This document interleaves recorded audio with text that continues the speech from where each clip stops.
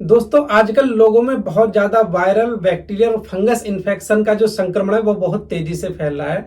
इसका कारण क्या है कि बेसिकली मानसून का जो मौसम होता है, मानसून में ये अपने साथ में बहुत सी संक्रमित बीमारियों को लेकर आता है। इसका कारण क्या होता है, जब गर्मी बहुत ज्यादा पड़ने लगती है, गर्मी पड़ने के बाद जब बारिश हो जाती है तो तापमान एक साथ गिरता है, साथ में ठंड के साथ में मौसम में नमी बन जाती है। और यह जो मौसम होता है ये हमारे वायरस के लिए, बैक्टीरिया के लिए और फंगस के लिए बहुत सूटेबल अनुकूल समय होता है उनके पनपने के लिए। इस तरह से जो ये संक्रमण है, जब मौसम जब इस तरह का होता है तो उसमें जो इसका संक्रमण का जो रिस्क है वो कई गुना बढ़ जाता है, लगभग 2 गुना रिस्क बढ़ जाता है। और हवा में जो नमी होती है, हवा में जो नमी होती है वो वायरस, बैक्टीरिया और फंगस को पनपने के लिए बहुत ही अनुकूल वातावरण दे देती है और उसको बढ़ावा करती है। इस तरह से जो इस तरह के मौसम में वायरल इन्फेक्शन का खतरा बहुत ज्यादा बढ़ जाता है। और ज्यादातर जहां पर बाढ़ प्रभावित इलाके हैं या पर पानी बहुत ज्यादा पड़ रहा है, वहां पर यह संक्रमण होने की संभावना बहुत ज्यादा हो जाती है। आज इस वीडियो में हम बात करेंगे कि इन संक्रमण के क्या क्या लक्षण होते हैं और ये कौन कौन से संक्रमण बहुत ज्यादा हमारे बीच में दिखाई देने लगते हैं, इन संक्रमणों से हम कैसे बचाव कर सकते हैं और क्या क्या घरेलू ट्रीटमेंट कर सकते हैं। आज हम इसी के बारे में इस वीडियो में बात करने वाले हैं, तो प्लीज वीडियो को बिल्कुल भी स्किप ना करें, अंत तक जरूर देखें। यदि वीडियो में बताई गई जानकारी आपको अच्छी लगती है तो वीडियो को लाइक, कमेंट और शेयर जरूर करना। और यदि आप मेरे यूट्यूब चैनल पर आज पहली बार आए तो प्लीज चैनल को सब्सक्राइब करके ही जाइएगा, जिससे कि ऐसी इंफॉर्मेटिव और एजुकेशनल वीडियो आपको समय समय पर मिलती रहे। चलिए बिना देरी के शुरुआत करते हैं। सबसे पहले वो कौन सी बीमारी है जो कि इस टाइम पर होती है? डायरिया।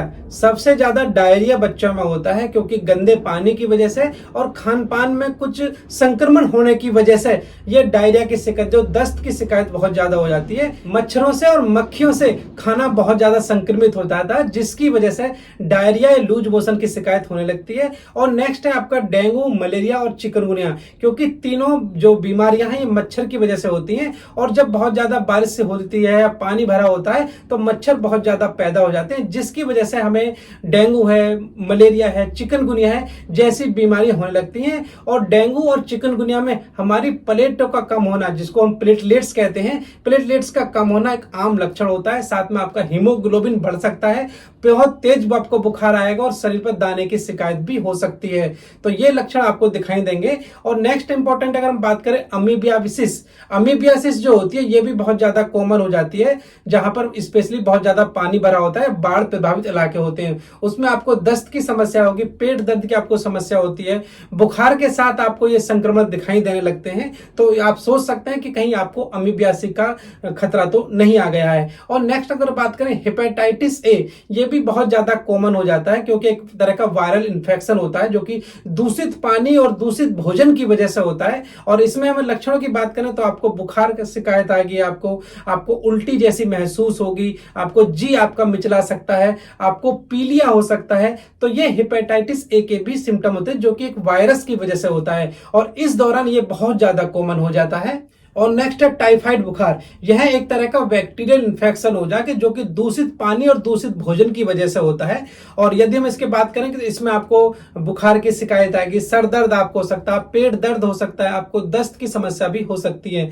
तो यह भी ज्यादातर दूषित पानी की वजह से और ऐसे इलाकों में ज्यादा फैलता है जहां पर इस तरह का जो बाढ़ प्रभावित इलाके हैं, पानी बहुत ज्यादा भरा हुआ है, तो वहां भी इसके होने की संभावना बहुत ज्यादा होती है क्योंकि हम संक्रमित भोजन होता है उसका इस्तेमाल कर लेते हैं, तो जिसकी वजह से हमें टाइफाइड की समस्या काफी ज्यादा होने लगती है। इस तरह से बरसात के मौसम में जो संक्रमण होता है बहुत तेजी से फैलता है और हमारे लिए जानलेवा भी हो सकता है। तो इसको बचाव जो तरीके हैं वो आपको जरूर आजमाने चाहिए। यदि हम संक्रमण की बात करें तो ये संक्रमण बच्चों को बहुत ज्यादा होता है क्योंकि बच्चों की जो इम्यूनिटी होती है वो बहुत कम होती है। इसलिए हमें बच्चों को हाइड्रेट बना के रखें, खुद भी हाइड्रेट रखें और बच्चों को भी हाइड्रेट रखें। खूब ज्यादा मात्रा में आपको पानी पीना है, जूस पीना है, फ्रूट जूस पीना है। इससे क्या है कि हमारी इम्यून सिस्टम स्ट्रांग होता है, आपकी इम्यूनिटी बढ़ेगी, जिससे कि जो छोटे मोटे संक्रमण होते हैं इनसे बचाव भी हो सकता है। इस चीज का ध्यान रखें। और दूसरा, आपको संक्रमित व्यक्तियों से बच्चों को और बड़ों को एक दूसरे से मतलब दूर रखना है। यदि किसी को संक्रमण है तो उससे थोड़ा दूरी बना के रखने की कोशिश करिएगा। खांसते और छींकते समय हमेशा मुंह पर रुमाल रखें क्योंकि इससे इन्फेक्शन आपका काफी तेजी से फैलता है।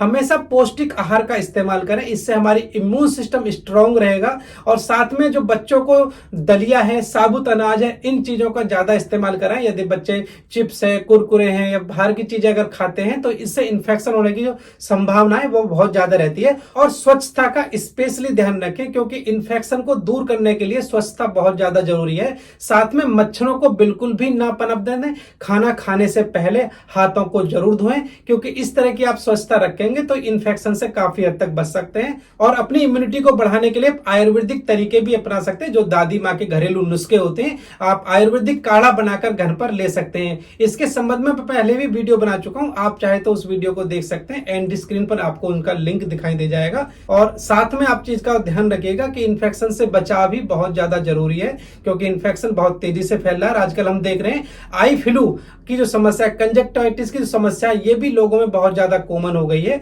तो इसलिए थोड़ा ध्यान रखें और अपना बचाव रखें।